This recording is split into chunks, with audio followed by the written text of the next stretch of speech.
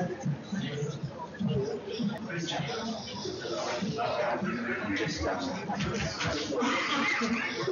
great. Thanks so much. Okay. Tea and coffee. So just to be really clear about this session, mainly we talked about homes in the last session. I'll do a very brief summary on buildings and what's happening with buildings, and then I'll hand over to Marie Baker-Galloway and Rachel Brooking from Anderson Lloyd to talk through some of the levers councils could use to get more of this done. So I don't think I need to repeat this. Is there anyone who's just arrived for this? No, okay, great. Is there anyone who's just arrived for the shortcake and the cake and the biscuits? Quite a few people, yeah, cheeky.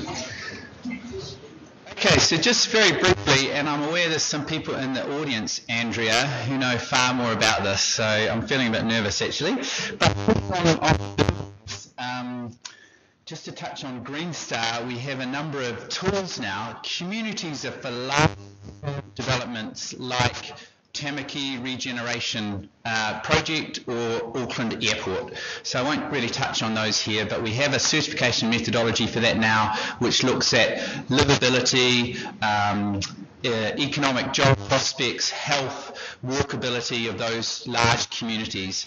We thought there'd be one community interested in that, but we've now got a number of people looking at that. So large schemes like East Frame and that sort of thing. And then design and as-built, interiors and performance. So I'm not going to talk about performance. Performance is a new tool that we are releasing, well, we've soft launched it or had a market update with it about 2 months ago, and that's to evaluate the energy and water and use in the operational use of buildings, also across multiple buildings. So that's the operational use. The focus here is going to be design and as-built and interiors that I'll talk to. So we have 130 projects that have been certified with Green Star in buildings, and we have another about 37 or 38 or so that are going through certification. And the majority are in office buildings, but we've also had 33 education buildings, 5 industrial, 12 interiors, and 1 custom certification. And you can see that there's been 43 4-star, 82 5-star and 8 6-star. The majority are in Auckland, but you also see 21 certifications for Wellington, 16 for Christchurch, 6 in Hamilton, and 16 in other. That's where I grew up, so that's great.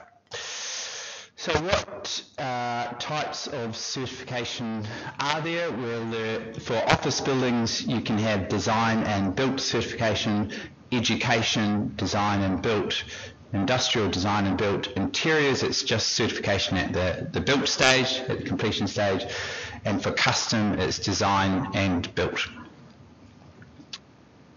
So what are the ratings, and this will be important for the discussions that we come on to.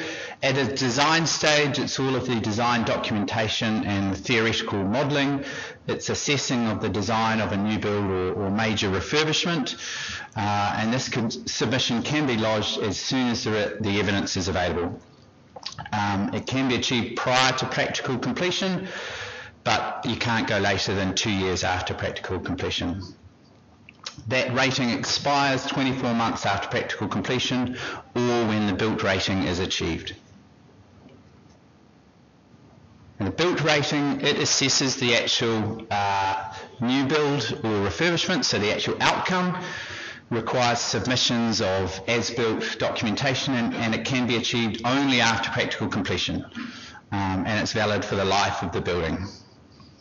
So there's the same benchmarks within the tool, but it's just different proofs of evidence.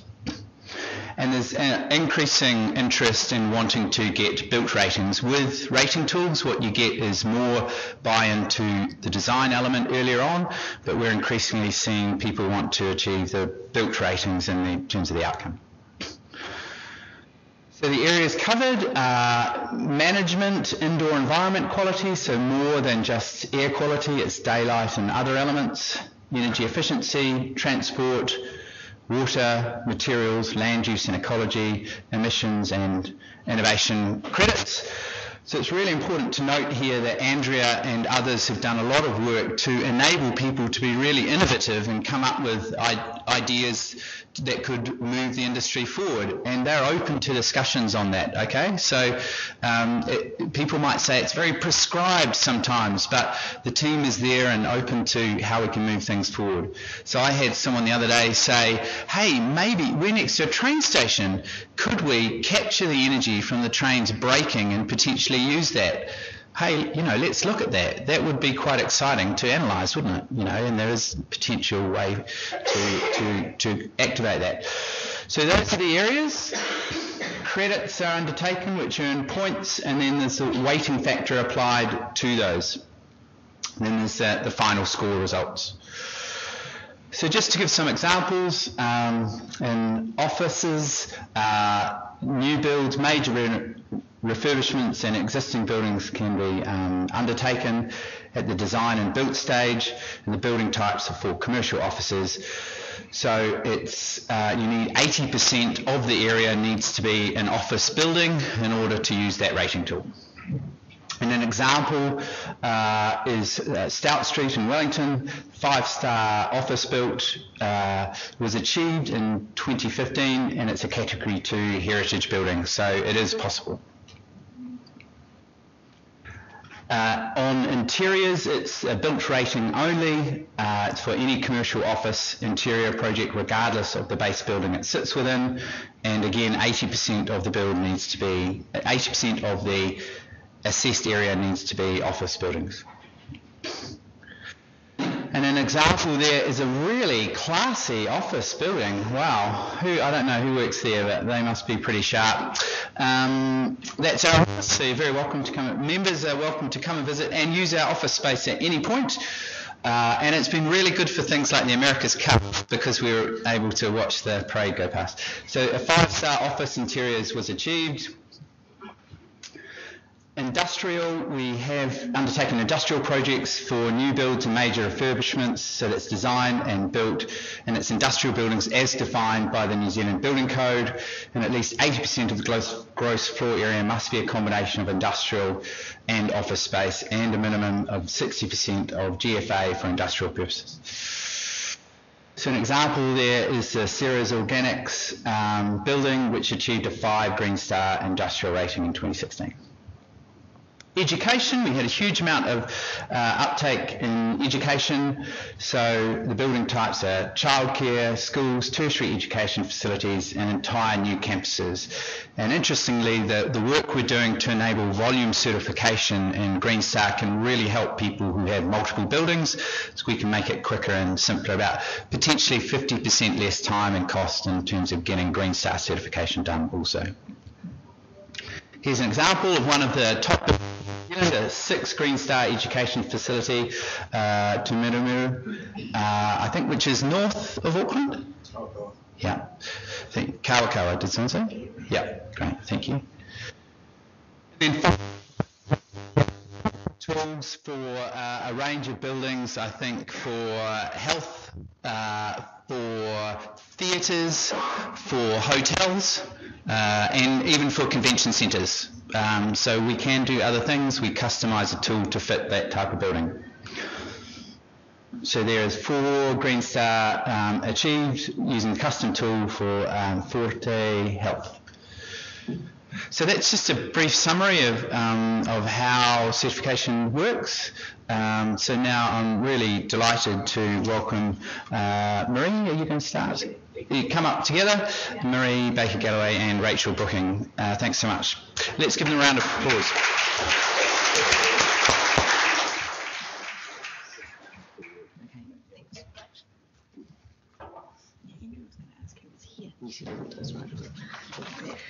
We'll introduce, sorry, I apologise in advance for my voice. I've got bronchitis, so I don't normally sound quite this rough. And I'll send away. yeah, in fact, my colleague. So Rachel and I are both resource management lawyers with a firm called Anderson Lloyd. I'm based in Dunedin. I'm based in Queenstown. I moved from Dunedin not very long ago. Rachel's based in Dunedin. But before we start, so we don't know sort of how to pitch the technical stuff and which legal rabbit holes to not go down because your eyes might all glaze over. Can I have just an indication in the room of how many people are RMA practitioners, planners or lawyer types? Oh, okay, so I can't go too deep down the rabbit hole. How many are designy technical types? Right, good. Policy people? Yep, okay. And other? Right, very good. Okay, a lot of other. Okay, well, so what we've tried to do, and it's not a settled area of law, so some of this is intended to be throwing out some controversial conclusions that may or may not be actually 100% correct, or in fact there might not be a right answer, but as some of them are aspirational, some of them would actually need to be tested in the High Court if you actually wanted to know for sure that a particular measure is lawful. And it's a moving area of law. A lot of you, because you're from Auckland, will know that there was some attention paid to what the RMA can do with the rating tools and the unitary plan process. But it really is an area that hasn't been tested that much. So and as the instruments evolve and the approval and certification process change and the criteria become evolved and potentially more refined, that also affects how the use of these tools can and can't be used in an RMA context. And we're not just going to talk about the RMA, we are going to, Rachel in particular, will talk about Local Government Act powers as well to incentivise and require greener buildings.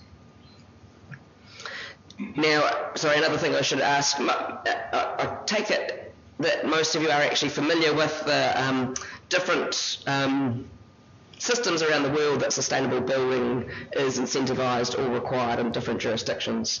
Because sometimes when we've given this sort of presentation, it is to lawyers and planners who actually don't know that this sort of thing even exists. So I won't spend too much time on my first slide, which my second slide even. Oh, what? Yeah, sorry, Marie. You've changed my slides. Yeah, I did change.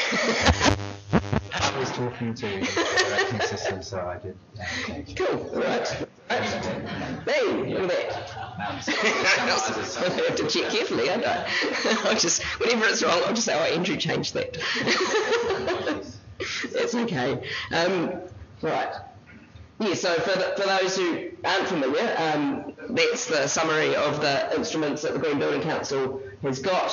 And as Andrew just ran through before, there's the option to, I'll use the word certify, it might not be technically correct, but certify your design of your Homestar or your Green Star building, and then also, if you want to certify the built product at the end. And when we get to talking about the different instruments, the implications of whether or not the design certification is able to be used or the built becomes quite critical.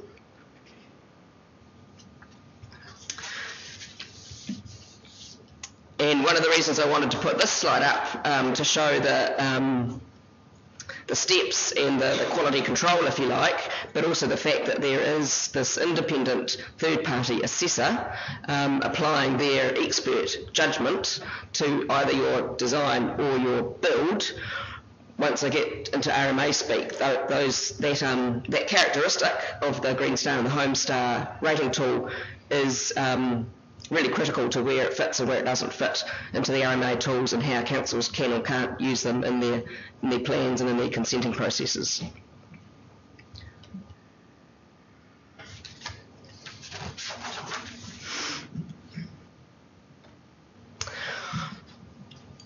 What I've put up here for those of you who aren't too familiar with the RMA is a snapshot of the key provisions in what's called Part 2 of the Act, which are the purpose and the principles of the Act that do directly relate to the use of these rating tools to incentivise greener buildings that have a lesser impact on our natural resources and that promote healthier living environments and healthier working environments. This becomes particularly important when we get onto that conversation about the overlap, and it is an overlap between the Building Act and the RMA, and the restrictions about what the RMA can and can't do in relation to what the Building Act does do. Obviously things like efficient water use, the impact of stormwater that Leanne had some good slides on as well, the efficient end use of energy is right there as one of the principles of the RMA. So if, that's clearly within the scope of the RMA to a degree. Generation of waste and well-being, they're all matters that come within the broad scope of the purpose and principles of the RMA. So it's definitely within the box, and it's in the conversation, but it's when you get down to those really technical points that the uncertainty still sort of pops up.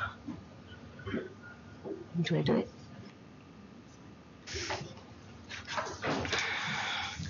So the main thing I'm going to talk about, and then Rachel will help, and like I said, Rachel will talk about the Local Government Act some more, is the use of district plans primarily for either incentivising or, if it's possible, requiring buildings to be built to a higher standard than the building code.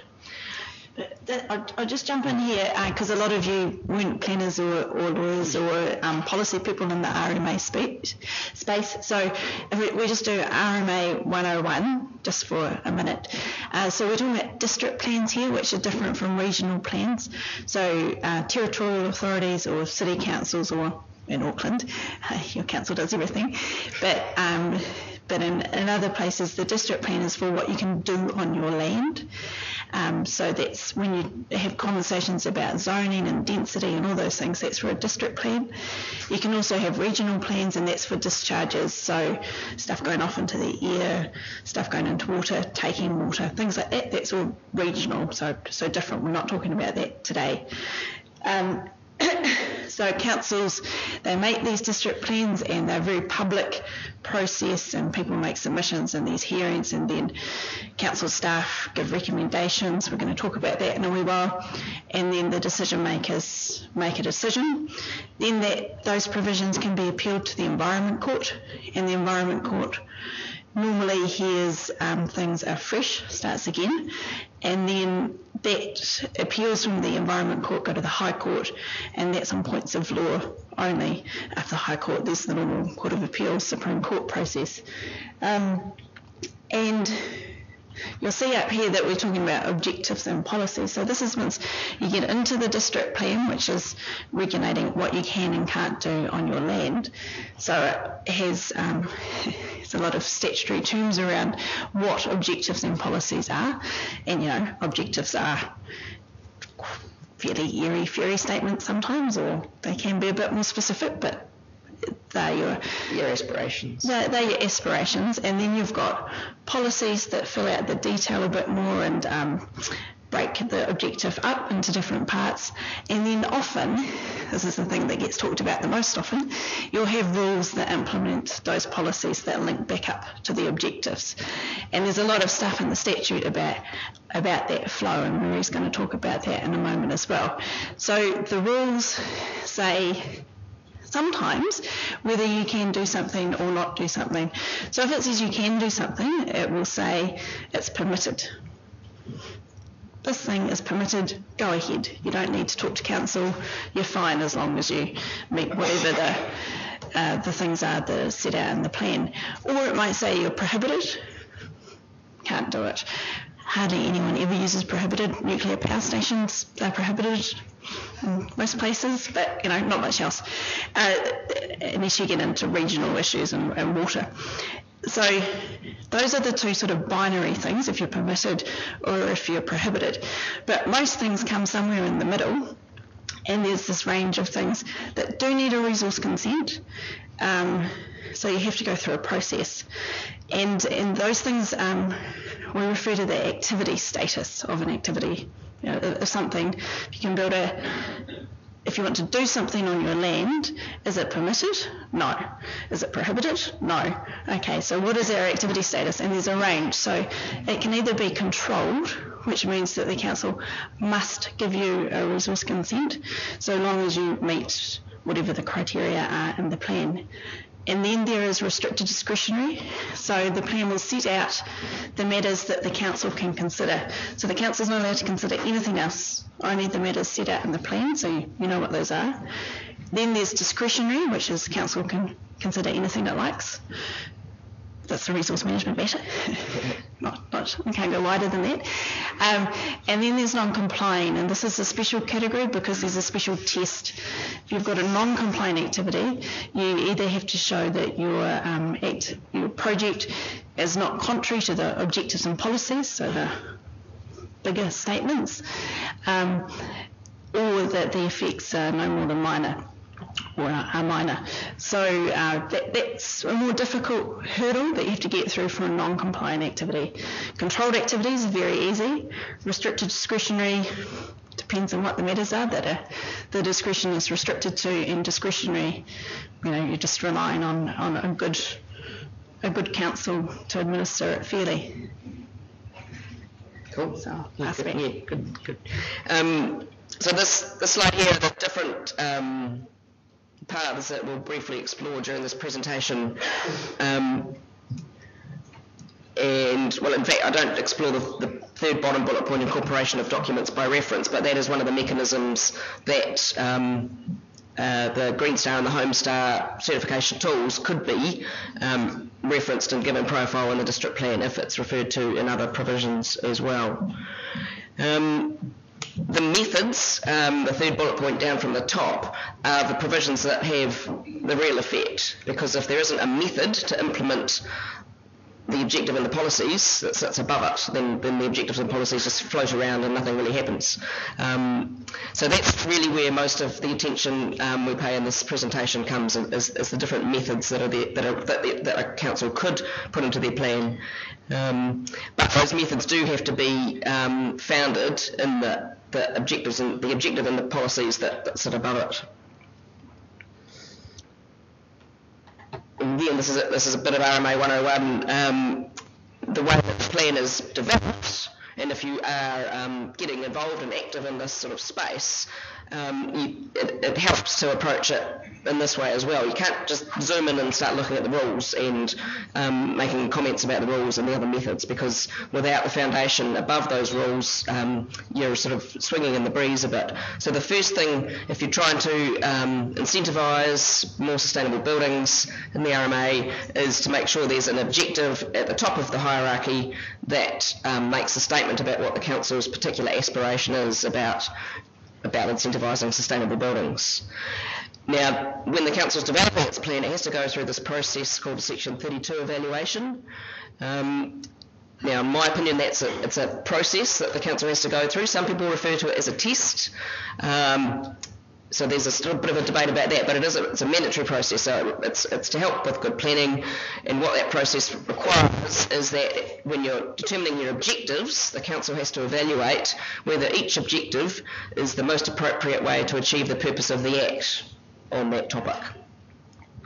Once you've set your objective, then the rest of the provisions, they're called provisions, which include policies and methods, you have to evaluate whether your provisions... Methods include the rules. The regulatory things, the interesting bit, so that they're the most appropriate way to achieve the objective that you've already settled on at the top. And when you're evaluating those provisions, those policies and those rules and those other methods, you're required to look at what the other reasonably practicable options are, and you've got to assess their efficiency and effectiveness, and that includes looking at benefits and costs, which include effects on, positive or adverse effects on economic growth and employment. So each time through this presentation, when I get to a possible way that a council can incentivise sustainable building through its district plan, that whatever technique we're looking at the very start of the process, the council will have needed to turn its mind to, is that an efficient method? What effect will that have on economic growth? What effect will that have on employment? Is that going to be effective? Or is it something that actually costs money but isn't going to be effective? So all of those considerations have to be thought through, ideally, very carefully through that Section 32 evaluation. And the better the evaluation at the start, and this is where some current plans have fallen down is that they never really did that analysis up front in enough detail, and so opponents were able to pick apart particular rules because the efficiency of that rule wasn't assessed and the cost of imposing that rule wasn't assessed. So even though it doesn't sound terribly exciting, and it does result in a very, very big document, massive. It's a massive amount of work to do it robustly. If it's not done, then the plan provisions are vulnerable to criticism and haven't theoretically gone through this mandatory process under the Act. Do you want to add anything to that? No, except that generally a Section 32 evaluation done well is more stringent than what's required for legislation. And this is just a district plan. So what I've got in the next few slides are just some examples of objectives and policies. So I'm looking at objectives and policies first. So and I'm not just using Queenstown because that's where I live, but Queenstown just happens to be right in the middle of their 10-year district plan review. So district plans are required to be reviewed every 10 years, and we're right in the middle of it. So no decisions have been made. It was notified nearly 2 years ago now. We're in stage 1 of the district plan review, so part of it was notified 2 years ago. We're still in the middle of the hearings, and we won't get a decision on this stage of the district plan until early next year. So early next year, there'll be some decisions from the council on what the objectives, policies, rules and other methods are for this bit of the plan. And as Rachel said, then that decision can be appealed to the Environment Court, and on it goes. So I won't read the slide went back, sorry. So there's policy 2.1. So 2.1 is in the about the business and industrial areas, and the policy, which is kind of the action that gives in policy words, the action that gives effect to an objective that sits somewhere above it, but this one doesn't have an objective that sits above it. Requiring buildings to be well designed, encouraging interesting roofscapes, incorporation of green building principles which aren't defined in the plan, I don't think, and the use of recessive non-reflective colours. Now there's no, as far as we can tell, rules that actually do anything further with that policy, so it sort of sits there on its own. So, you know, it might be when someone needs a consent for their industrial or their business building, and thank you, and it's a fully, you know, the council's got full discretion, the council would look at that policy. It's dangerous. It is dangerous. Oh, that's too small for most of you to read, isn't it? These are from the medium density residential chapter in the Queenstown plan, which is the chapter that has got some rules in it to start with that do refer to Green Star. So the objective, I'll read it out for those of you at the back, is that new buildings are designed to reduce the use of energy, water and the generation of waste and improve overall comfort and health. And then it's got 3 policies that are specific to this zone, the medium density zone, and in Queenstown the medium density zone is pretty dense. It's like you're talking about 2 metre setbacks from the property boundary, so not much space between yourself and your neighbour, and I can't remember the maximum height, but it might be 10 metres, so potentially, or maybe it's 12, but anyway, 2 or 3 stories, 2 metre setbacks, so a reasonably dense living environment. So policy 8.2.3.1 enable a higher density development and the potential for non-notification of resource consent applications where building form and design is able to achieve certification to a minimum 6-star using the Home Star tool. And why that's important is it's not a rule, but it is saying when you're going to get your consent, and say if it was a discretionary or a non-compliant activity, then you'll be able to use this policy to your advantage to say, you really need to give me this consent, I'm completely meeting your policy framework here. And also with the notification, we didn't talk about that before, councils have to decide when things won't be notified. The law on notification changes on the 18th of October, so it'd be very difficult for anything residential to ever be notified ever again. But for now,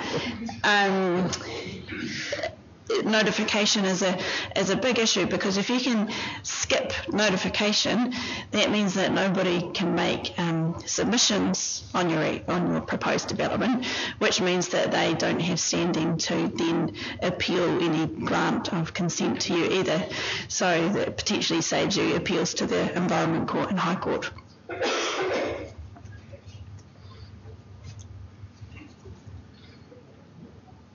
And what the second policy, and this all relates to the next rule, these incentives are only available for 5 years once the plan becomes operative, which it's not yet, it's just notified. So they provide an incentive to get people, I guess, to rush in and make their application for a 6-star Homestar building rather than sitting on their laurels and sort of letting it drift. So not quite clear on the real rationale behind that 5 year. You've only got 5 years to take advantage of this incentive, but that's what the second policy refers to. And the third policy is just reasonably general. Wellington District Plan has got an objective to promote energy efficiency and environmental sustainability in new building design, and a policy to promote a sustainable built environment in the central area.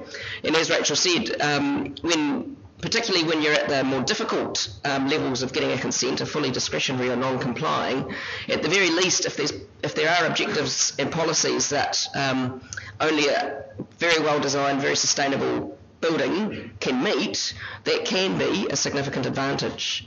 And if you've got independently third-party certified verification that your building is of a particularly high standard, again, that can be a really good advantage, and it may make the difference between a building that would otherwise not get consent. It might make the difference.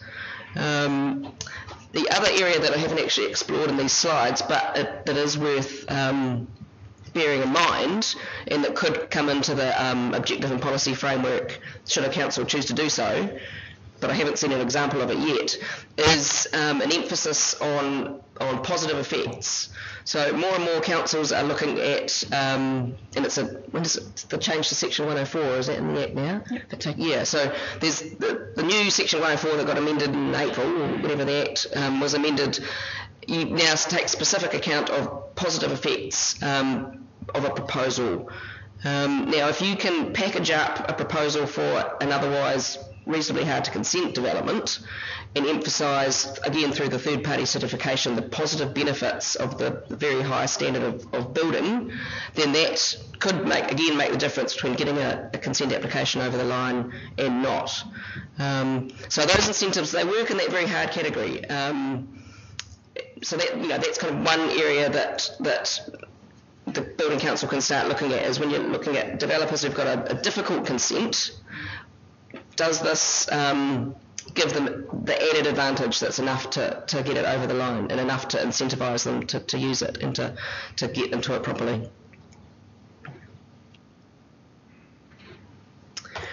The next section, I look at whether or not there's any lawful place for the use of rating tools in a permitted activity context. So as Rachel said, it's one of the blocks of the rule framework, and there are, in the statute and in the case law that's developed, there's some pretty strict requirements about how permitted activities work and what doesn't fit within a permitted activity framework. And there's sort of three main reasons why the use of the requirement of, say, your design to be certified as achieving a particular rating, why you couldn't use that in a permitted activity framework. Now, I probably shouldn't go too deep into this rabbit hole because only sort of me and Rachel are interested in it. And Andrew, I think. And Andrew. But basically, it's because of the interplay between Section 18 of the Building Act and the Resource Management Act. It's the fact that to get either your design or your build, but I'm just talking about design now, your design certified, it's being certified by a third party, which the RMLA case law says can't be done under a permitted activity framework, and I think I'll go into that in the next slide. No, Building Act next. So do you want to talk about this a bit, Rach? Yeah, so just briefly, everybody in the room probably knows about the Building Act a whole lot more than the RMA, and you'll all be familiar with the Building Code. But the Building Act, so this Building Act does have some sort of lovely purpose provision, a bit like the RMA, but then it's got this section 18 here it's got a troublesome relationship with the RMA and RMA rules, because it says there that you're not to have performance criteria that's additional to the building code. So there is a lot of crossover with RMA consent conditions often, and things that might also crop up in the building code. So, for example, earthworks. Do you need a resource consent for your earthworks? And you might say, but I also need a building consent for my earthworks. How is that fair that I need both? Or noise insulation, often resource consents will require a high standard of noise insulation if it's to do with some reverse sensitivity effect, like airport noise or something like that. So the High Court, in an airport case some time ago, under the older version of the Building Act, which didn't have such a lovely purpose section but did have this sort of section in it, said, well, it depends on if the two things can fit under the two acts, then it can work. But unfortunately, the purpose of the Building Act has changed and is now much more closely aligned with the RMA. It's not unfortunate, it's probably a really good thing, but it's unfortunate in terms of just how you justify whether you can put an RMA constraint that does step on the building code issues to some extent. And the Auckland Council, the independent hearings body who were considering the unitary plan, asked every lawyer in Auckland, I think, to submit on this point. And then they came out and basically said, okay, well, if something is for a resource management issue and it's to do with an effect that is external in some way, then it can be a RMA issue and you can put a consent condition on it. But if it's an internal issue, then no, it's a Building Act issue and you shouldn't duplicate. So there's internal or external to the building. Yes, yeah. That's right. So they didn't answer it perfectly, and that was only, and I say only, there was a great, the independent hearings panel was chaired by a very well-respected judge who I would in no way criticise. He's a wonderful judge, but no, I sound really sycophantic, don't I?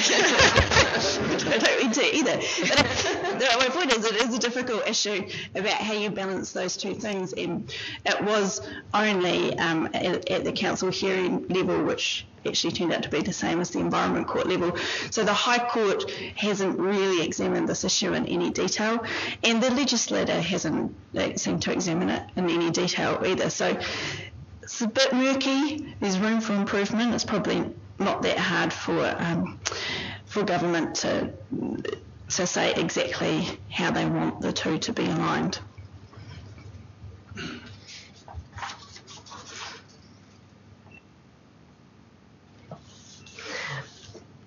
So I think, the safe zone is that a council can't, in its district plan, require a building that would otherwise be permitted to reach a higher standard than the building code. As a bottom line, you're safe if you don't breach that principle. But where it becomes murky again is if a consent is required anyway for your building or your development or your subdivision, can we make it easier to consent buildings and projects that can be verified in some way as meeting a particular criteria, or at least have considered, even opened their minds to how they might improve their building. Simply by, the easiest thing is simply requiring the resource consent applicant to undertake a rating of their design, to have it rated, not requiring them to even reach a particular rating, but just making them go through that process of having their design, looking at the checklist, and thereby exposing them to things that they might not have thought about before. Now, going the process of building plans at the start, you would still have to have that sort of provision, kind of make it to having it taken effect, have shown that that's an effective provision to have in your plan, to require every house builder or every subdivider to go through that process. Is it going to be effective? Is it efficient? What are the costs and benefits of it, really? So, but that's probably a safe, lawful option, because you're not requiring certification of an actual standard. So you're still not at all breaching that Section 18 Building Act crossover.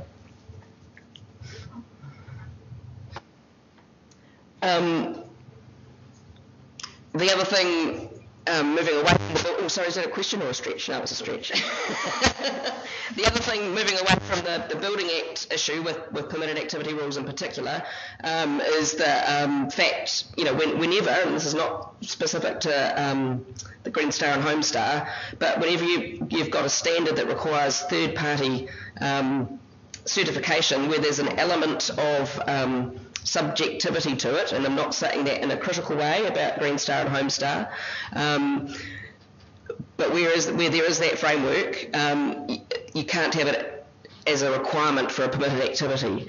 There's a big line of case law about what can be a lawfully valid permitted activity, and something that requires third-party certification is one of those criteria that knocks it out of the permitted box. The other bullet points there, which I'll read out for those at the back,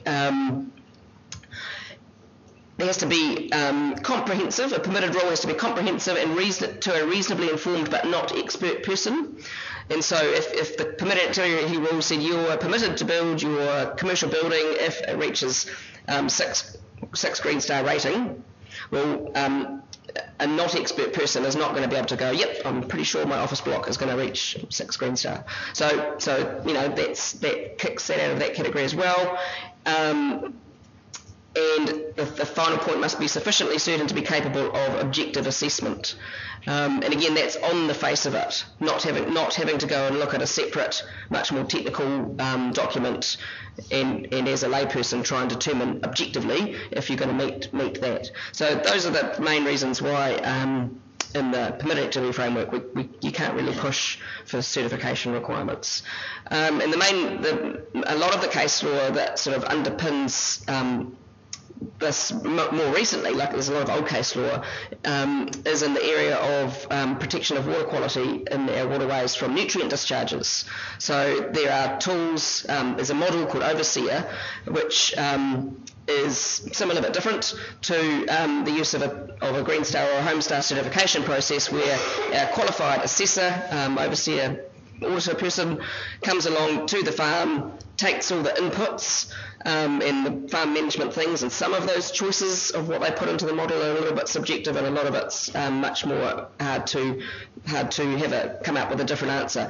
But anyway, the courts have said, well, where you've got a process like that pops out with an answer at the other end about what the modelled nutrient leaching to the water is, that doesn't fit within the permitted framework. You need to go into the consenting framework when you're using that sort of tool to determine compliance.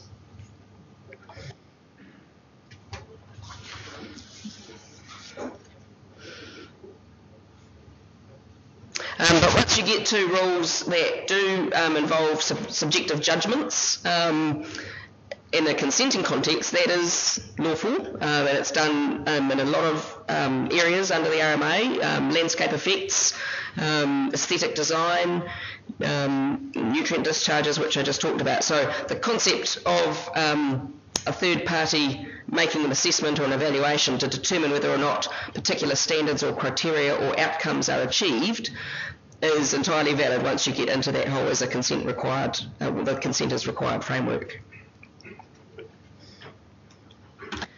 This is the slide I think I'm just going to keep editing, particularly as we go through the country with this presentation, because this is where we've started brainstorming of the different options that councils could build into their plans more.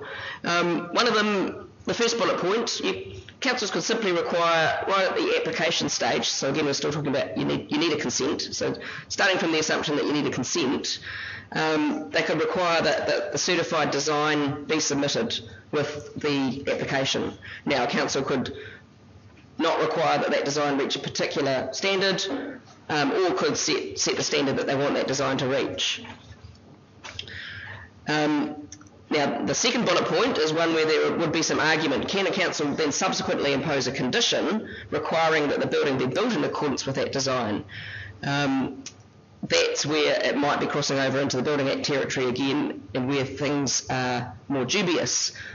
To complicate matters, if an applicant volunteers a condition but otherwise is not a lawful condition for a council to impose, it is okay. So there's no black and white. That's called, yeah. So if an applicant, again, to get those positive benefits, to get their otherwise quite hard to consent proposal across the line, they volunteer a condition saying you can require me to build to the standard, I'm volunteering that, then that is lawful. So it's just not black and white, but there's ways that the plan, through the objectives and policies and other things, can encourage an applicant to volunteer that condition. Volunteer it.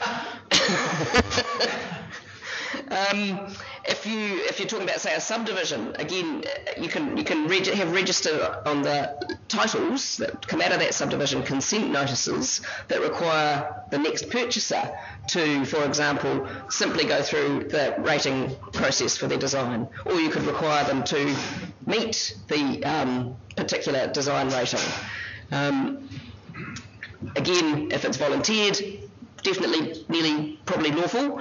If not volunteered, if it's imposed, there could be a challenge. It's a moving area. So could the council say, if you'd like to volunteer, then we will consider.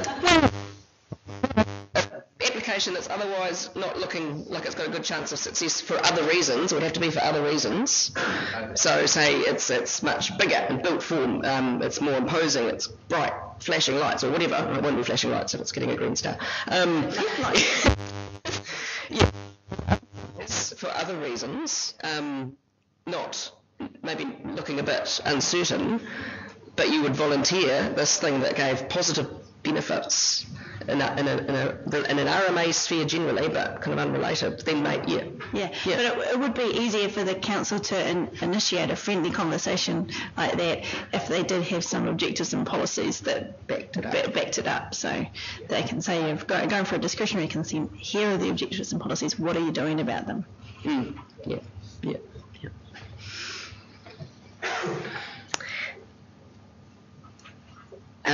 The second bottom bullet point, can conditions require that the final product that you get your built certification?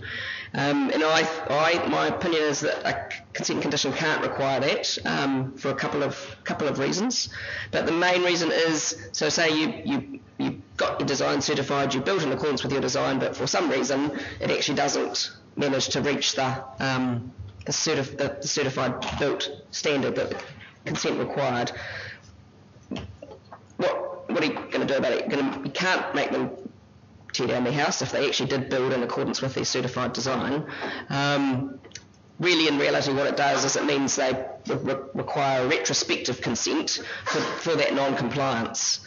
And it's also in terms of a consent condition, potentially, but this is another fuzzy area, an unlawful granting of discretion to a third party, and that's another RMA thing, another special RMA thing in a consent condition context. So I think in terms of conditions that require a built standard, that's another area where it's not worth spending much energy on because of its dubious sort of legality and just the practicality of it at the end of the day.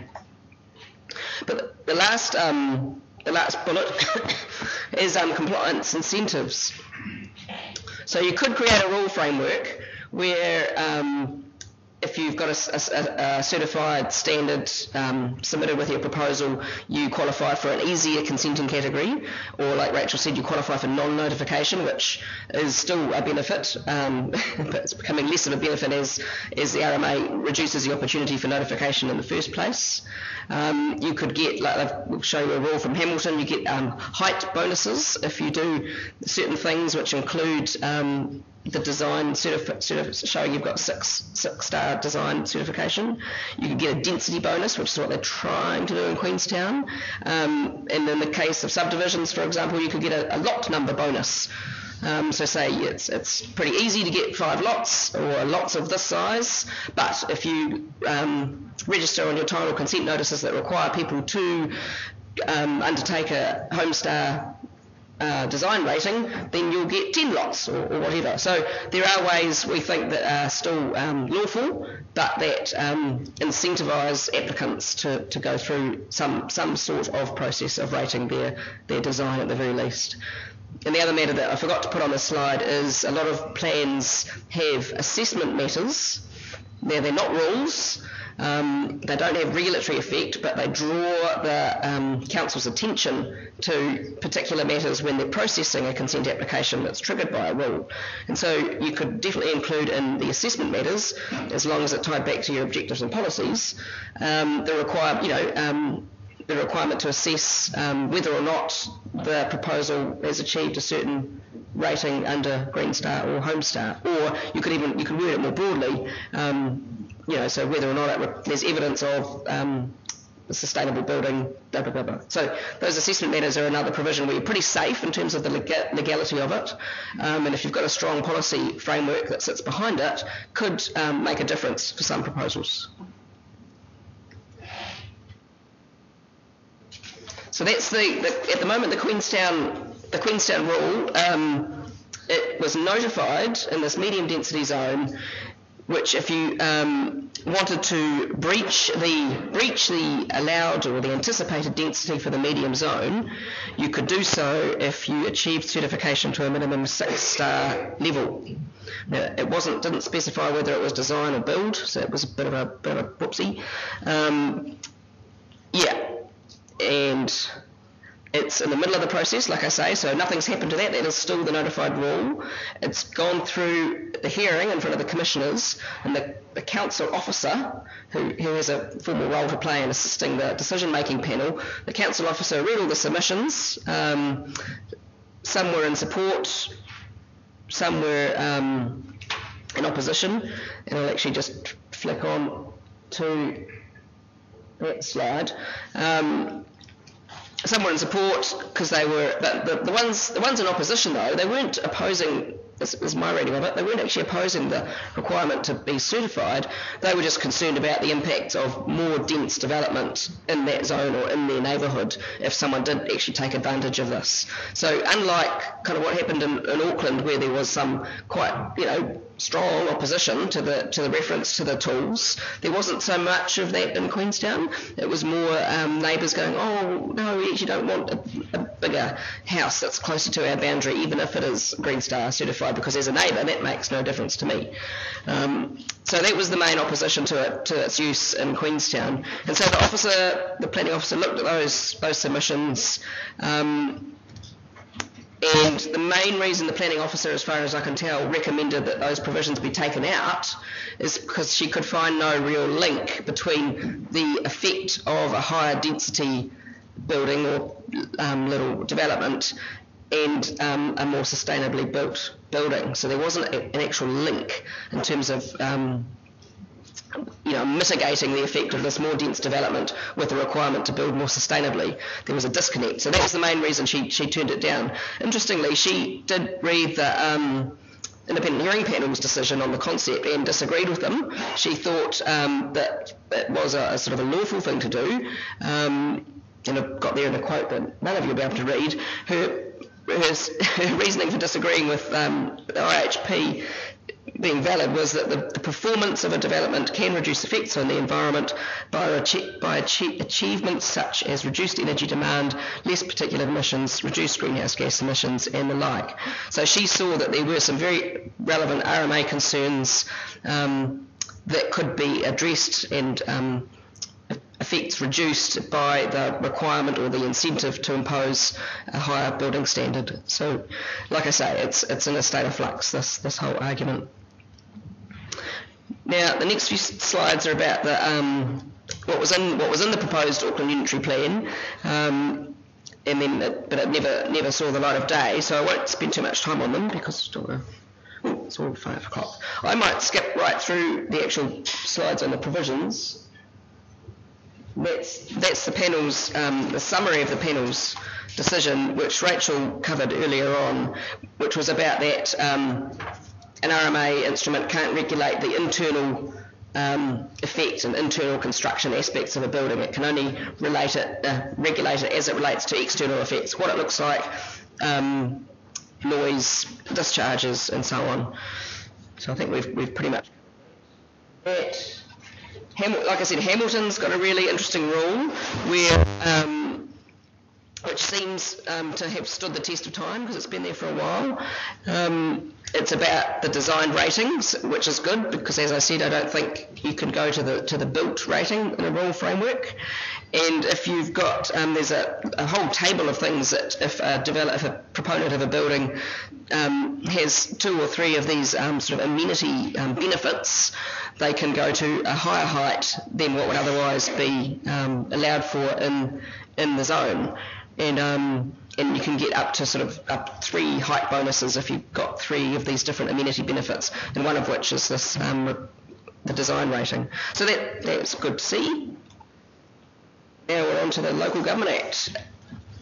So just before we move on to the Local Government Act, we've mentioned before that there's been some recent more changes to the RMA. Happens all the time. And so one of those changes is that the central government, with the minister's sign-off, is to develop what they were calling template plans in their national some sort of standard. National planning standard. So that's another route into influence plans. Is we don't know what they're going to come up with and how detailed they'll be. They're certainly talking at the moment about doing definitions and other things, but they might also have some content. So that could be something that the Green Building Council lobbies them on and talks to them about having some objectives and policies at least that are in template form, either mandatory or not mandatory. So that's a new thing that's happening. I'll go very quickly through the LGA stuff because I can hear the bottles clinking outside. It's a lot more exciting than the Local Government Act. But going into the Local Government Act world as opposed to the RMA world, it is quite different because you don't have this.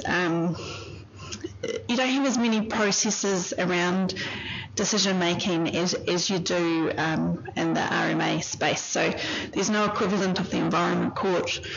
A lot of the hearings processes are done on a sort of an ad hoc basis. So there's part 6 of the LGA that deals with decision making processes, but it says you should do a process that fits with the size of the question normally and consult those that you think will be interested. There are some things that do need to go through what's called a special consultative process, which is a formal public notification and you have a hearing and submissions made. So those sorts of things relate to what I'm going to talk about. They do have to have a special consultative process. But councils are, as you all know, hopefully you've all voted in a council election at some point. So even though there's a lot of regulation that they do, like the RMA and like the Building Act processes, there's also a lot of political decisions that are made as well. And everything that I'm going to be talking about is really quite political. So the first one is development contributions. I think these are frequently talked about in the media.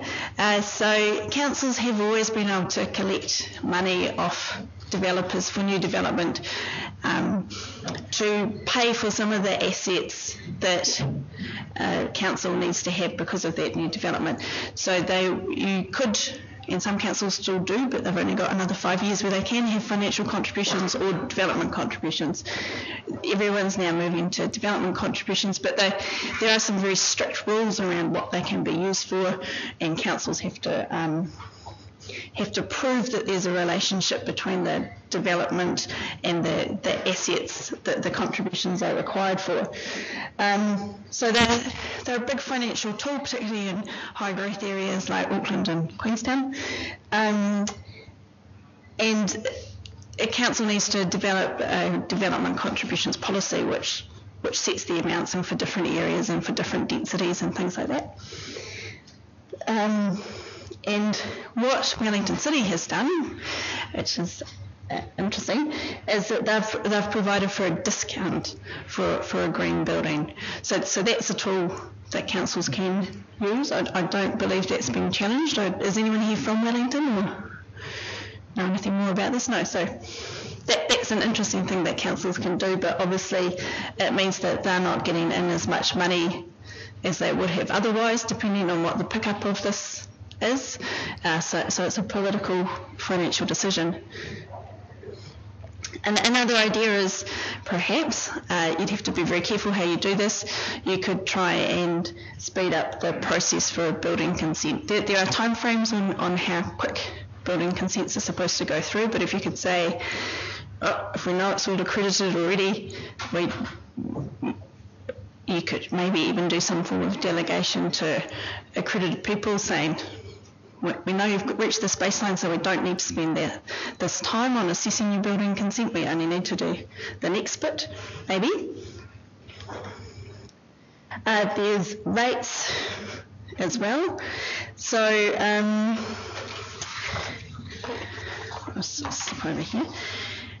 You can have rates remissions policies. Sorry, it's not on the slide there. So in Auckland, you can get rates remissions, and this isn't rates relief, which is if you're very, very poor, you can get rates relief, but rates remissions is something different. So again, council can have a policy on this that's all done through its long-term plan and the big planning documents. In Auckland, there's some for areas that have been volunteered for conservation land. You can get rates remission in, so potentially maybe something for green buildings. Again, council would have to be very careful of how it justified the change, because there's stuff in the Local Government Ratings Act about how rates have to be fair and it's related to your use of the resource. But arguably you could say we don't use as much stormwater or something else. You can all think of better examples of that. But so there's an argument there for rates as well. Targeted rates, I don't know if people were trying to loan some money from council to do green building improvements to their properties. You might be able to do some sort of targeted rates regime that would be paid back through your rates. So Dunedin City Council does that for earthquake strengthening of heritage buildings, and they've been able to justify that in terms of earthquake strengthening is a good thing, and reusing a whole lot of that asset in Dunedin's been a great thing.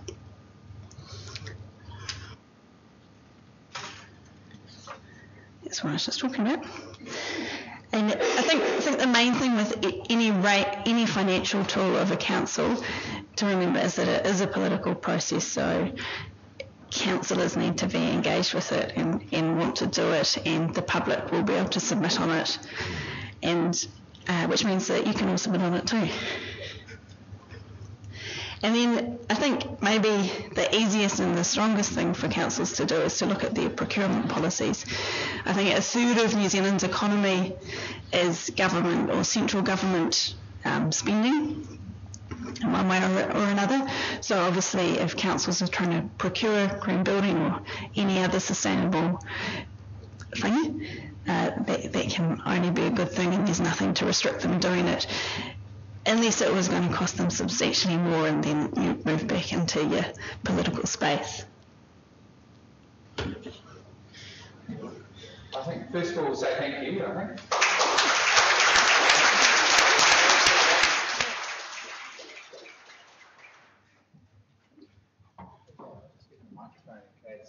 So was that useful to get a sense of how those stats can potentially be used? Thank you. So any thoughts on all that? Great. If you could just say who you are. I'm Nico from Auckland Council. I have a question around the consent notices. If you have a consent notice that requires, say, a certain rating for the building design, doesn't that then come into conflict during the consenting process because you're obliging them to do something greater than the Building Act? Well, that's in that grey area. If the subdivider volunteered it, you'd definitely be lawful, I think. But if, by the council, then that's where you get into that grey area again. Yeah. Okay. Yeah. So as long as the emphasis, I guess, is on having the applicant volunteer to do it. Volunteer it as part of my application to get this otherwise potentially unconsentable subdivision over the line. I provide this benefit that wouldn't otherwise accrue, which is that every house will have the consent notice will require every landowner to achieve X, Y, and Z with its design. Now, consent notices can be removed as well, so that's also another out in terms of the legality of it. Yeah. But I quite like Rachel talked about it, and she was saying it could be part of the conversation where the council says, hey, what would you like to achieve here? And is there anything you'd like to volunteer? Or just have it start a conversation? Is that kind of, yeah. Is that... Could that volunteering be helped with financial discounts? Development contributions? Makes it easier to volunteer. Yeah, I mean, any of the things we touched on, you could do in any sort of combination, and yeah. If you get the political will and you don't cross the line too much with the Section 18 of the Building Act, do it all. And Rachel talked about processing times for building consents as well. There's no reason that couldn't also be brought into the RMA consent processing times too, as an incentive. Yeah. No, they're so short. Yeah. I think no council would agree to that. Yep. I'm Bernie. My question is around that Section 18 of the Building Act. So, as lawyers, what's your opinion on I guess the political will or the ability to change that Section 18 in any way to free that up so that councils maybe do have the requirement to require things up to the very minimum building standards we've got? Or will they fight it? I don't think it's a big political issue for them to bother spending time on, particularly. Would be my first guess. They've had so many goes at the RMA, and could have tried to fix some there's lots of little silly things in local government legislation and RMA legislation that require someone to take some time and effort, but there's always other much more political, higher priority issues. And obviously the building code itself, is that the thing that should be focused on? That's what you guys were talking about earlier, do you raise the standards in the building code? And that is very political because that'll put up house prices, and that's like the most political thing out there. But in your the kind of research that you've done or the fields that you're involved with, do you think there's much appetite for, say, the 5 local authorities that are quite keen to introduce Home Star as a minimum standard, to have any sort of coalition if they're willing to go forward and say, let's try and change Section 18 to allow us some regional ability to put in some standards that we want to see happen in that area? Depending what happens on September the 23rd, obviously. But I think, if you could put up a coherent case and say, look, here's exactly what we want to do, here's all the wording.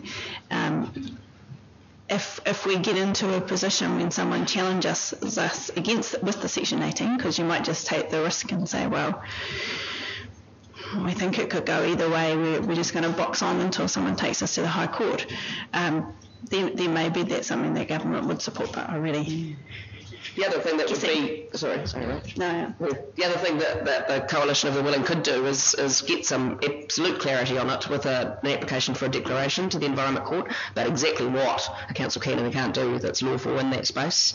And that would be great if the councils, if there are enough councils, because you would, once that sort of a declaration was applied for, interested people would be able to join it, so it would be quite a serious undertaking. Lots of councils would probably join in that sort of proceedings. And the other way is with the recent changes to the RMA, with those templates, I still call them template plans, that might be an area to push it through as well, because if it's one government minister doing it, then presumably that's them saying it's not inconsistent with Section 18. Yeah. My sense really is that, changing law is pretty long road, right? And a lot of things need to stack up, and it can all make exact sense, and then it can be knocked back because the minister gets busy or it's traded off. Or my sense is that there's a few things here that intelligently in helping councils to make the case that with a bit of will and helping also with the policies and getting the objectives right, that there's things that can happen that are more accessible than a change of legislation. So as an illustration, Wellington Council does give 50% off buildings that have green stuff, and actually they're interested in talking about that for home stuff. So, and that's there and available. I think it's about us helping councils to understand how they could do it in an intelligent way that stands up. Yeah. And there's a few like that. Yep. Although New Zealand is the easiest place in the world to change the law, so. She says, encouraging me. Happy to try something out. Yeah. Any other thoughts on those? Yeah, Alex, if you could just say who you are. I'm Alex. Surprise. From Building Institute of Homestay. I am interested in the law and changing the law. Hey. I'll be talking to you afterwards. It's part of the problem, or the solution to the problem. I've heard it mentioned a few times that it was sort of semi-mandated, or the attempt was made to mandate a particular homestyle rating level, as opposed to just saying, get the certification and display whatever rating you get. So you're not forcing anyone to go over and above building code to a certain extent. I don't know if it helps anything to do with improving environmental outcomes. You probably then have to demonstrate that people will buy houses with higher homestyle ratings. That will then drive demand for improved building, which will reduce carbon emissions. But that probably can be done. So is that potentially one pathway or angle to explore, is to try and mandate displaying a rating, but not mandating a particular rating? Yeah, we've been throwing that question around for Andrew for a few months now. We definitely think that's got legs. And particularly also the other thing I was thinking that in terms of RMA, you still got to have justified it right at the start. Is it efficient? Is it effective? How much is it going to cost people? What does it actually achieve? Well, it definitely achieves much more awareness and educates people without them even wanting to be educated. But it also gets you a lot of information about what people are doing. So you also require them to submit the result of their rating to the council. So council starts to build up a knowledge bank of what's going on and trends and so on and so forth. So I think that's one area where it's possibly an easy win if you can justify it at the start on those efficiency and effectiveness grounds, and the objectives and policies and blah blah blah. But yeah, and it does get away from that Section 18 breach of the Building Act. Yeah. Okay, we'll make this the second to last question. Mitchell Jefferson, Legacy Property. I think you mentioned earlier that the rules are changing in terms of the ability for council requiring notification for consents. Could you tell us a little bit about that, please? So that doesn't happen until the 18th of October, which is ages away. I say that because it happens to be my birthday. And there's some new changes. If subdivisions turned on its head now, and with the changes that come into effect on the 18th of October, and pretty much anything that's not a non-compliant activity but is a residential activity has to be non-notified, or maybe limited notified in some circumstances. But the Act is quite complicated and there's lots of little tables and lines that you can look through. But in general, the notification's taken out for pretty much all urban residential activities. Did you say just subdivisions, or like about if they meet the residential criteria, and I don't have that in front of me at the moment, but do you know the answer, Auckland Council people? What we could look to do maybe is when we could answer that question. Yeah, absolutely. So slides and things will be available. So in a follow-up will be a few days, but we can send a thank you. And we've got a slide on that from another presentation. I just can't remember at the moment because I work mainly in the South Island and not very high development areas. Okay, well, I'm going to Unless there's any other questions or thoughts on that, I mean, I'll just, yes, away from the back, final question. Yeah, can I just chip in quickly? I was just wondering about the potential for a sort of a levy on a development contribution in a way so that it's effectively you put the money in when you want the consent and you get it back when you achieve your home sale. If you don't achieve your home sale, council gets to keep it and say, well, I'm going to put that towards mitigating CO2 and other environmental impacts elsewhere. I mean, there's a Paris Accord that's going to sort of drop in as well. New Zealand-wide, people are going to be looking at a net impact, and council's going to look at things like. And was that related to a particular lever that you heard today? Well, yeah, it would fall within the development contributions area. Development contributions policies, they've got different triggers. So a development contribution can be triggered by resource consent, building consent, or when things have been plugged in. So you could draft your policy in a way that says you pay your development contribution at that later stage, and then you'll know if you've built it to the standard or not. Or you could do private development agreements that do what you're talking about. Wellington do require a built rating, so they are waiting on that. There is kind of something not too dissimilar from what you talk about. Okay, mainly I want to say thank you, because I think that was a really impressive summary and really useful for us to thinking about, because if we're going to get anywhere, we can't just bang on and say this stuff is great and helpful. What we need to do is get savvy and talk the language and be useful for what councils and others want to achieve. And I think we've seen some levers here where if we can line up with policies and objectives and assist councils to actually do often what they want to achieve and use these tools to evidence, we can materially improve quality of life for New Zealanders and a higher living standard for the country and outcomes. And we're seeing increasingly that people are interested in this. The rivers that we swim in, carbon emissions, we've got mayors signing off saying more needs to be done. There's a door there. We just need to battle a little bit intelligently and usefully. We had some bloody intelligent people here today, some of whom have been quite sick and came along to help us. Even so, Marie, thank you. And some of whom have been on ski fields and came away even so to help. So I've brought some flowers, and I'll just ask you to thank Marie and Rachel again for their contribution. Thank you. So we've got drinks now outside, so do get out and stretch your legs. We need to reorganise this because there's quite a few more people coming for the next bit. So do get outside.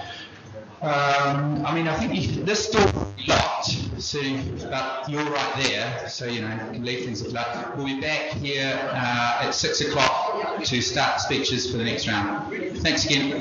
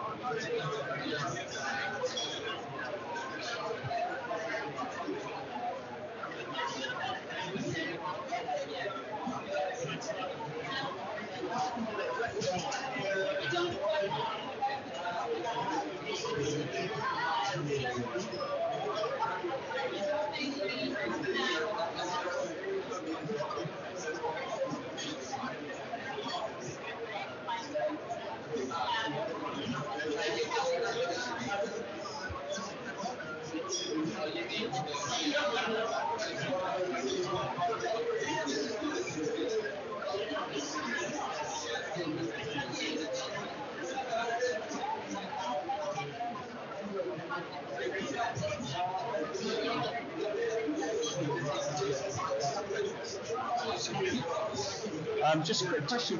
The leads you brought with you, did you leave them on site or did you take them with you? Okay. We're just after a presentation of Thunderbolt. It's good from Max Grove from Thunderbolt to HDMI. I just wondered if you still happen to have them on site. You can just see those.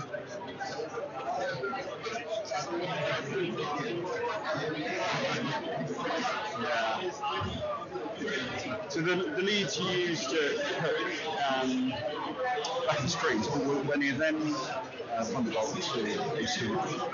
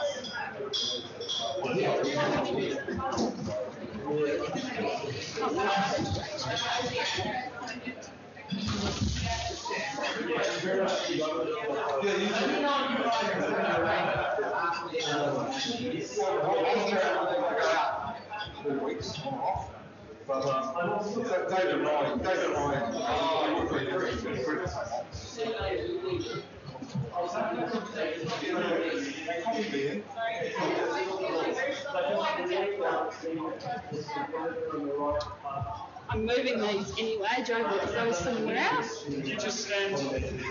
Yeah. Right.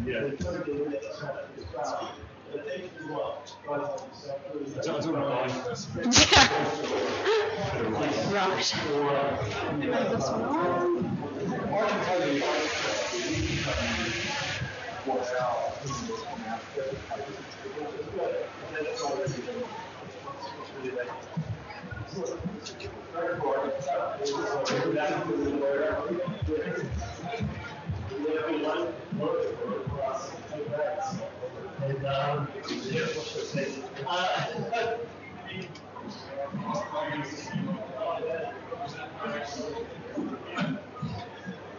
Done. Sorry. I'm going to just do presentations. This is it, one. Can we try that from the start? And I'll make sure I can hear it all. I think those plants are ridiculous if there's been drop offs. So.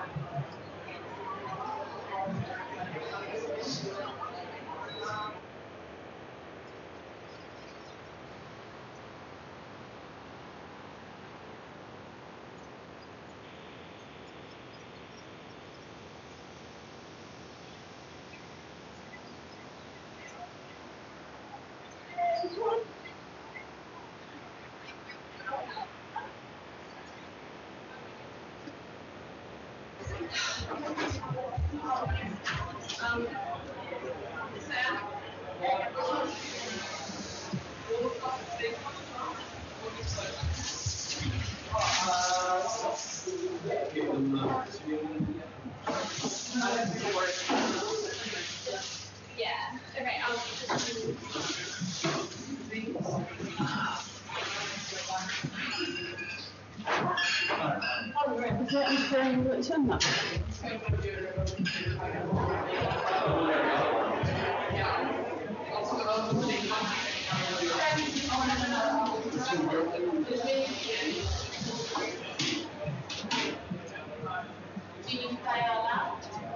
Yeah, it's working. Yeah, we can do it again. We're going to play it through, I think. Yeah. Can we play it right through then? Oh, yes. Thank you.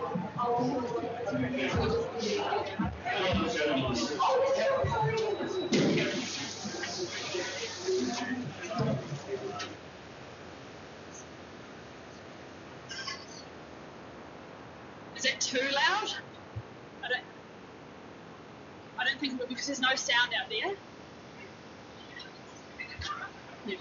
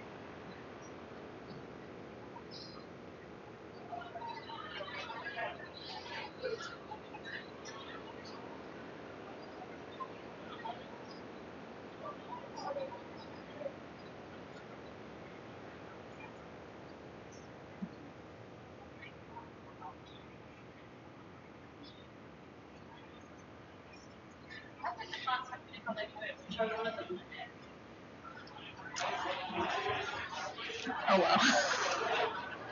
I agree, but ooh. Yeah. I mean, I guess we are the TVs.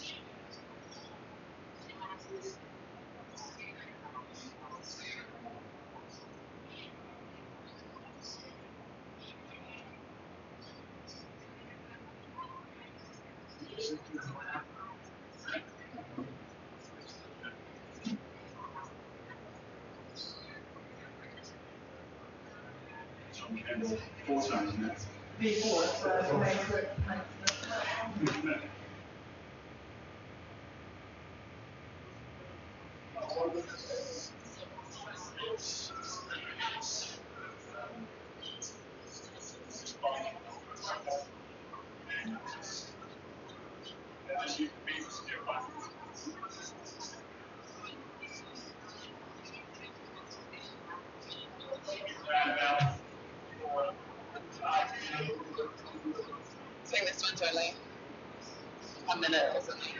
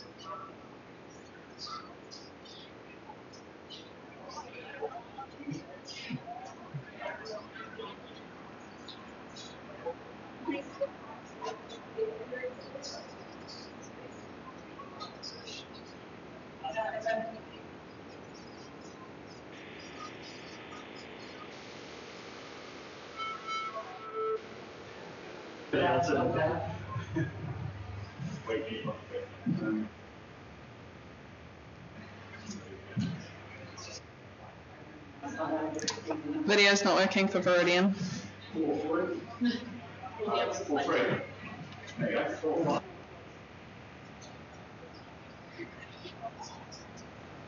Just click through and see.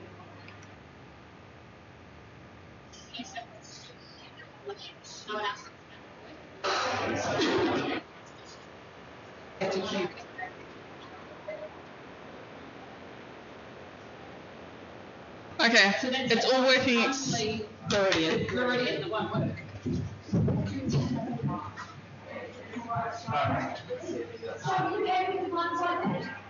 Yeah. Okay.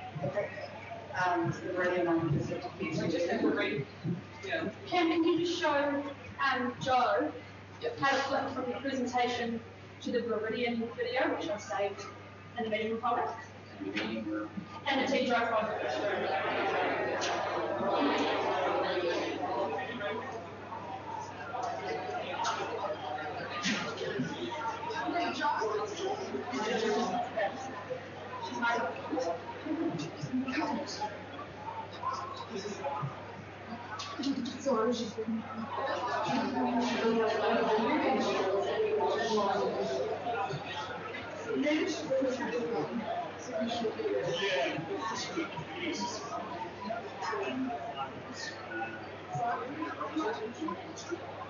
No. So I couple of them together, but the video system line, I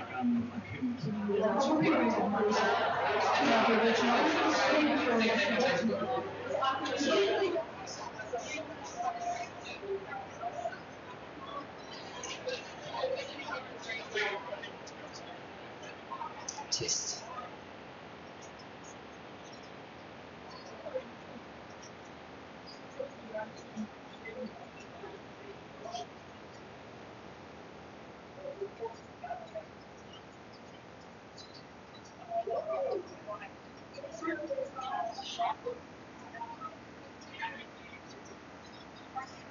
Yeah.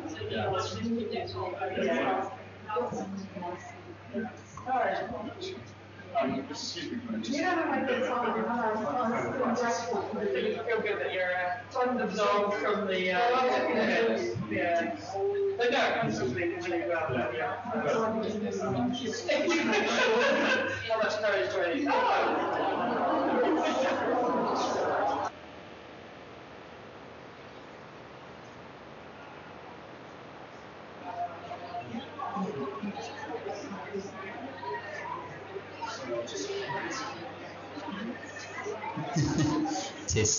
Test. Anything? Yeah.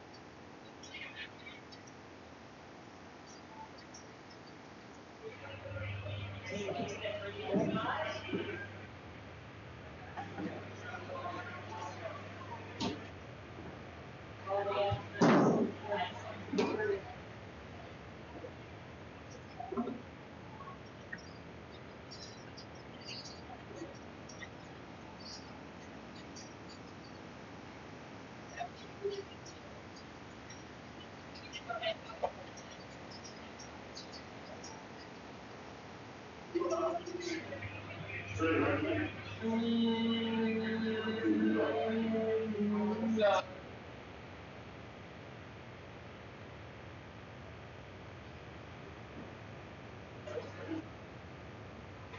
I mean, you can try, but I don't know it. It's great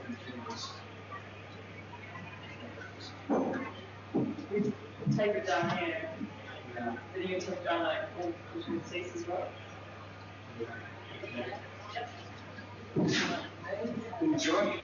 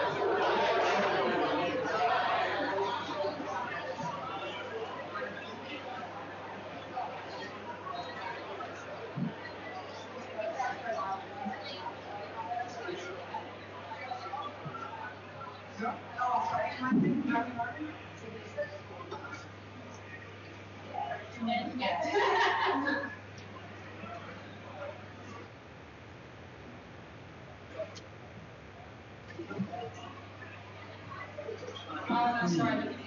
Oh, she's not there.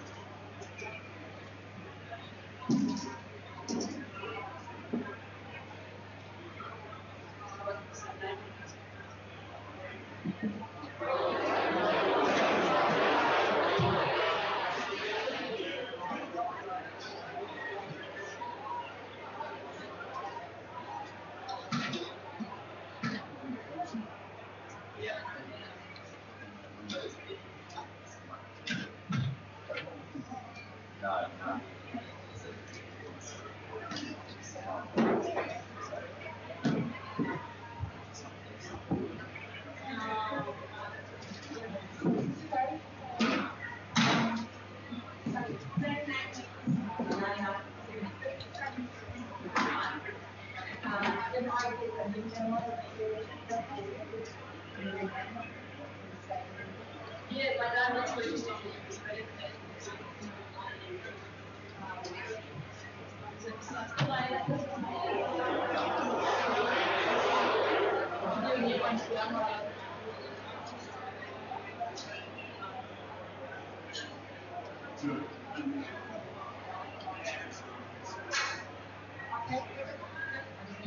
Just those two PowerPoints again. Okay. Can I look at the store? Yes, we're about on the floor. Sorry. Yeah. Do you need any of these, or have you got? Test. Oh, I've already got it on the list. Okay. Yeah.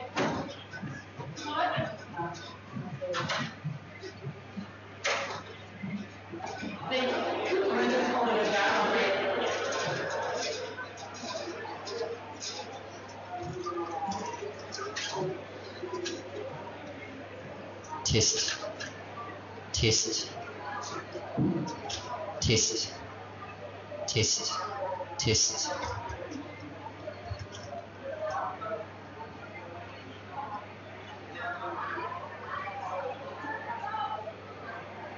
Test. Test. Test.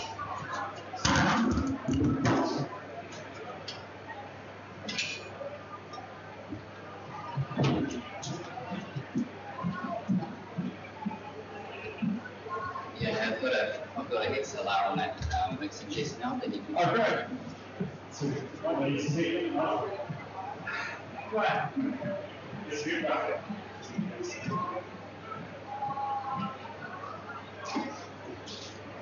I'm just test.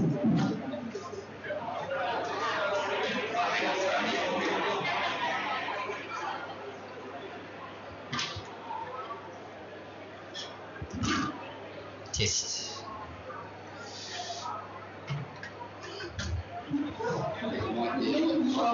Yeah. Is it also like tracing?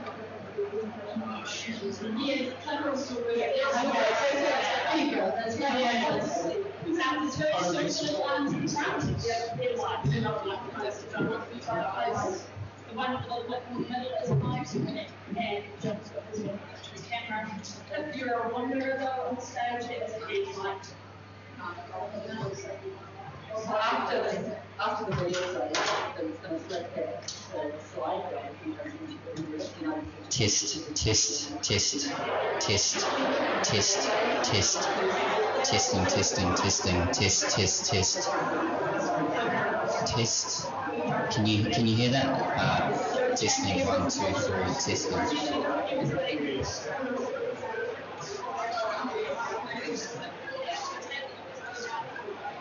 Yeah, it's like you're getting that.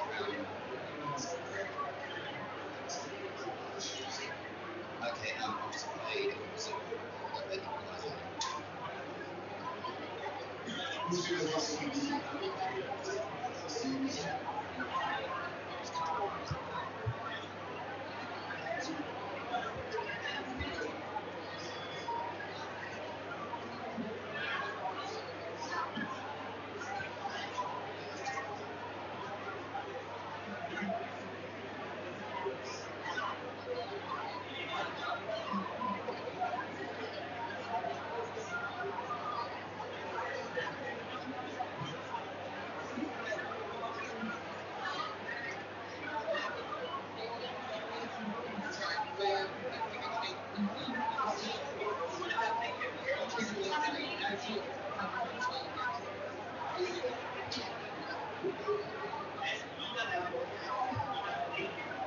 Test, test, test, test, test, test.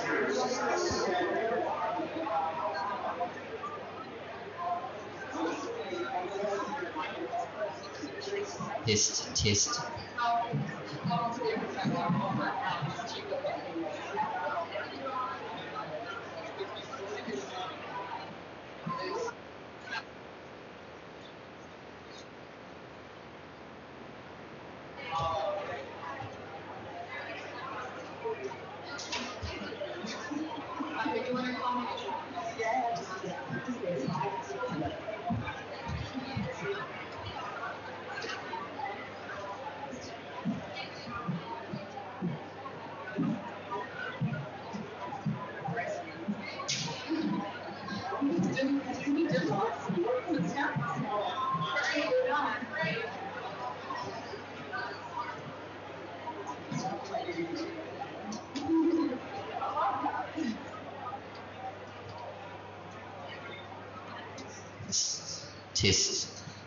Test, test, test.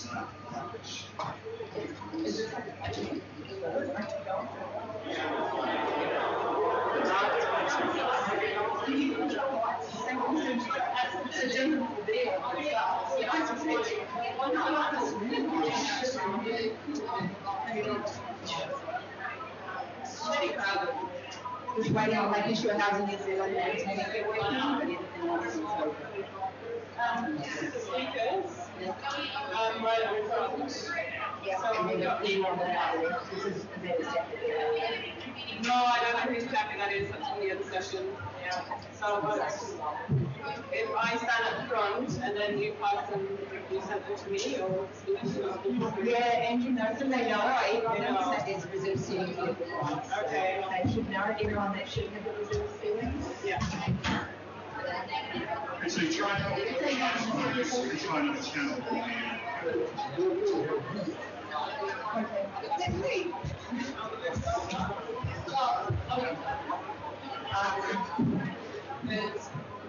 you give it 2 minutes? I mean, we're not using yeah.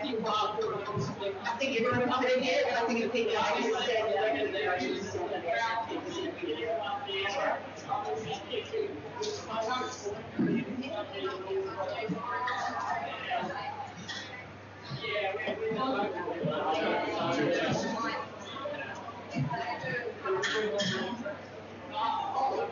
Test, test, test, test, test, test, testing. Test 1, 2, 3, 4, test. Yeah, you know, you can rely on very well.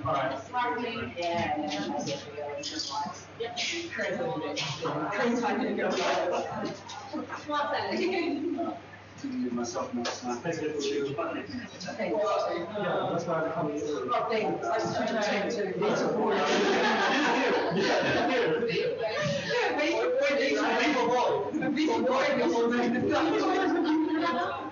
Just a picture of these, is that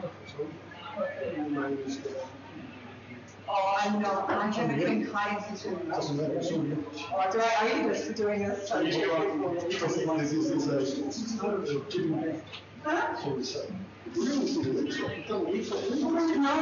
Testing, testing, 1, 2, test, test. Good evening, ladies and gentlemen, and welcome to tonight's event, Testing, Testing, Test. Keep going. Welcome to tonight's event. Great to have you all here. We've got an action-packed evening for you, talking all about the new version of Homestar V4.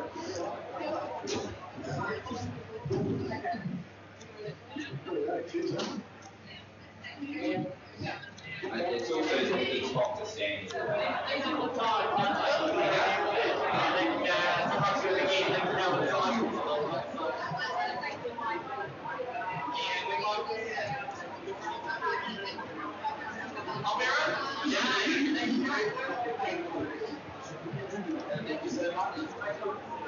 Okay.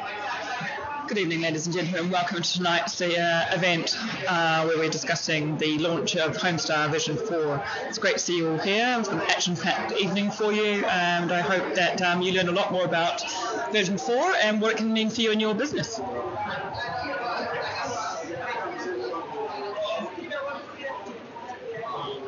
And what else would I like to talk to you about? So we're going to be starting in about 5 minutes. If you have any questions, please leave those to the end. And our first speaker this evening, I'd like to introduce Mr. Andrew Easdale. He's going to be talking to you about the benefits of a Homestar V4 rating.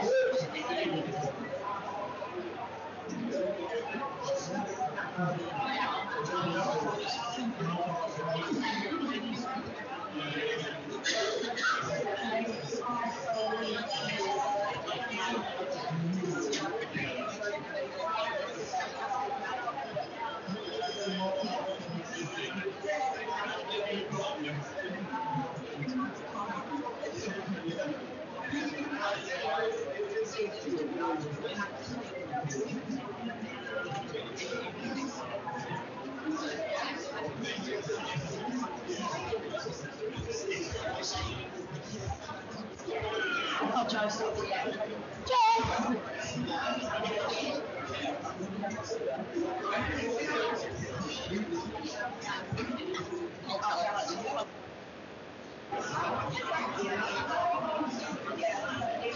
getting the wheels up.